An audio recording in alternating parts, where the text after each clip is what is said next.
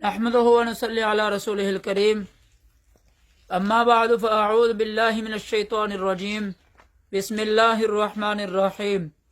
وننزل من القرآن ما هو شفاء ورحمة للمؤمنين صدق الله العلی العظیم۔ خواتین و حضرات، السلام علیکم ورحمۃ اللہ وبرکاتہ۔ اللہ تعالیٰ نے قرآن مجید کو ایمان والوں کے لیے شفا اور رحمت بنا کر نازل فرمایا ہے۔ جب مومن بندہ یا مومن اللہ تعالیٰ کی بندی اللہ کے قرآن کو پڑھتا ہے یا پڑھتی ہے تو اللہ تعالیٰ جو ہے جتنی بھی روحانی بیماریاں ہیں ان تمام تر روحانی بیماریوں سے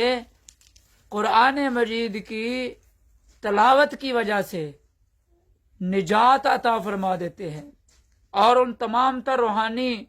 امراض سے اللہ تعالیٰ شفا عطا فرما دیتے ہیں۔ جیسے قرآن کی تلاوت کی وجہ سے، قرآن کریم کی پڑھائی کی وجہ سے روحانی امراض کو اللہ تعالیٰ ختم فرما دیتے ہیں، اسی طرح اگر ہم قرآن مجید سے دل و جان سے محبت کرنے لگ جائیں اور سینے سے لگا لیں تو یقینی طور پر قرآن مجید جسمانی امراض سے بھی شفا کا ذریعہ ہے۔ لیکن یہ کب ہوگا؟ جب ہمارا یقین کامل ہوگا کہ بھئی اسی قرآن کی وجہ سے ہمیں روحانی بیماریوں سے بھی شفا ملتی ہے اور اسی قرآن مجید سے ہمیں جسمانی بیماریوں سے بھی شفا ملے گی۔ چنانچہ جب کبھی سر درد ہوتا ہے تو سر درد کا جو تعلق ہے یہ جسم کے ساتھ ہے، بخار ہوتا ہے اس کا تعلق جسم کے ساتھ ہے، اور اسی طرح جتنی بھی جسمانی امراض ہیں جب وہ بندے کو لاحق ہوتی ہیں تو بندہ جو ہے قرآن کی طرف رجوع کرتا ہے، یعنی سورۃ الفاتحہ پڑھتا ہے، اور سورۃ الفاتحہ کو 3 بار 5 بار 7 بار 11 بار 41 بار پڑھ کر جو ہے دم کرتا ہے، اپنے اوپر دم کر لیتا ہے، یا پانی پر دم کر کے اس پانی کا چھڑکاؤ اپنے اوپر کر لیتا ہے، یا وہ پانی پی لیتا ہے، تو اللہ تعالیٰ جو ہے گویا کہ جسمانی مرض سے بھی جو ہے شفا عطا فرما دیتے ہیں۔ سر کی درد ختم ہو جاتی ہے، بخار اتر جاتا ہے، اور اسی طرح جتنے بھی امراض ہیں اگر یقین کامل ہو تو حتیٰ کہ بڑے بڑے جو امراض ہیں، موذی امراض، مہلک امراض، اللہ تعالیٰ ان سے بھی نجات عطا فرما دیتے ہیں، شفا عطا فرما دیتے ہیں۔ بس بات اتنی سی ہے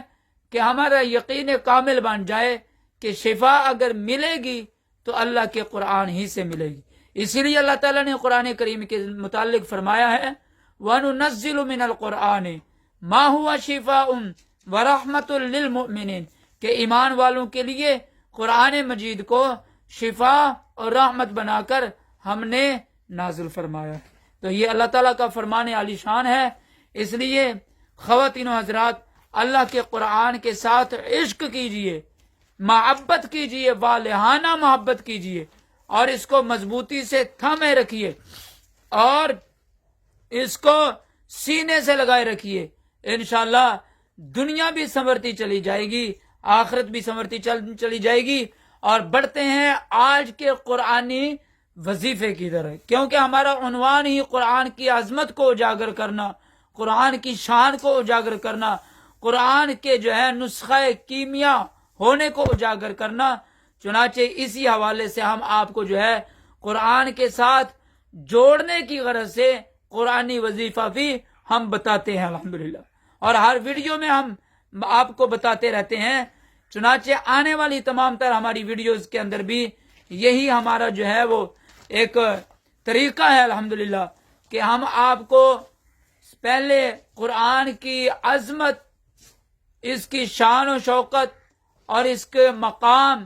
اس کی اہمیت اور اس کی افادیت